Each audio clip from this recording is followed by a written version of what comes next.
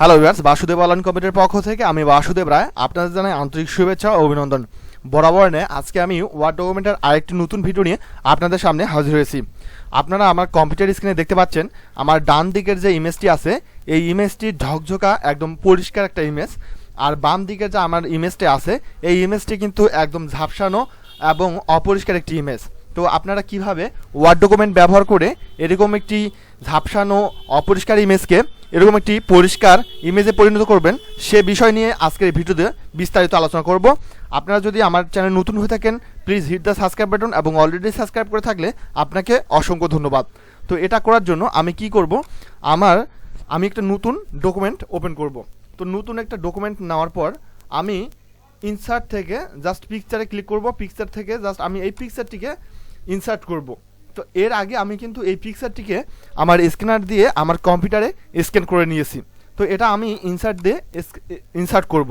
করার পর আমি যেটা করব সেটা হচ্ছে যে আমার ইমেজের যে বাড়তি অংশটি আছে এই বাড়তি অংশটিকে আমি ক্রপ করব। তো এটা ক্রপ করার জন্য আমি আমার এখানে ডাবল ক্লিক করার পর ফরম্যাট থেকে ক্রপ অপশনে ক্লিক করব। ক্রপ অপশনে ক্লিক করার পর আর আমার ইমেজের যে বাড়তি অংশগুলো আছে সেই বাড়তি অংশগুলোকে ক্রপ করব। এটা করার জন্য আমি ক্রপ টুলটি বেছে নিব। নেওয়ার পর জাস্ট আমি বাড়তি অংশটিকে বাদ দেওয়ার জন্য আমি এভাবে ড্রাগ করে আমি আমার ইমেজের প্রয়োজনীয় অংশটিকে রেখে দিব। এভাবে দেখতে পাচ্ছেন আমি কিন্তু আমার ইমেজের বাড়তি অংশটিকে বাদ দিয়ে দিচ্ছি। তো এভাবে বাদ দেওয়ার পর জাস্ট আমি ইন্টার ক্লিক করব। এখন আপনি দেখতে পাচ্ছেন যে আমার ইমেজের কিন্তু বাড়তি অংশগুলো বাদ হয়ে গেছে। আমি এখন আমার ইমেজটি কিন্তু মুভ করতে পারতেছি না। তো এটা করার জন্য আমি রাইট বাটন ক্লিক করব। এরপর ওয়ার্ড টেক্সট থেকে টেক্সট বিহাইন্ড টেক্সট এই অপশনটিতে ক্লিক করব। এখন দেখতে পাচ্ছেন আমার ইমেজটি কিন্তু আমি সহজেই মুভ করতে পারতেছি। তো এখন আমি এই ছবিটিকে কিভাবে আবার ঝকঝকে করব, এটা করার জন্য আমি এই ইমেজটিকে রেখে আমার ডাবল ক্লিক করব। ডাবল ক্লিক করার পর এখানে দেখতে পাচ্ছেন যে আমার ফরম্যাট সিলেকশন অপশনটি কিন্তু সিলেক্ট হয়ে গেল। এখন আমি যেটা করব সেটা হচ্ছে যে এইখান থেকে জাস্ট আমি কারেকশন যে অপশনটি আছে এই কারেকশন অপশনটিতে ক্লিক করব। কারেকশন অপশনটিতে ক্লিক করার পর আপনারা দেখতে পাচ্ছেন এখানে কিছু ডিফল্ট কারেকশন দেওয়া আছে। তো আমি এটাতে নিয়ে কাজ করব না, আমি আমার পিকচার কারেকশন অপশন এখানে ক্লিক করব। এখানে ক্লিক করার পর আপনার সামনে এরকম একটি পপ আপ মেসেজ আসবে, যেই মেসেজটিতে অনেক কিছু থাকবে। আপনারা এই অপশন থেকে আপনার ইমেজটিকে কারেকশন করে নিতে পারবেন। তো এটার জন্য আমি আমার ইমেজটার যে শার্পনেস আছে এই শার্পনেসটিকে একটু বাড়ায় দিব।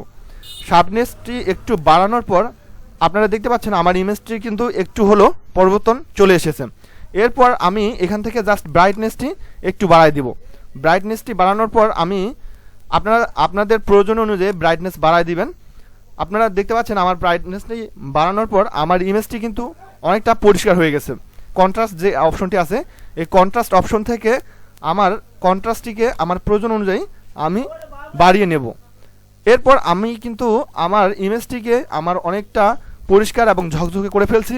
এখন জাস্ট আমি এখান থেকে বেরিয়ে আসব। আমার যে ইমেজটি আছে এই ইমেজটি কিন্তু আগের থেকে অনেকটা পরিষ্কার এবং ঝকঝকে হয়ে গেছে।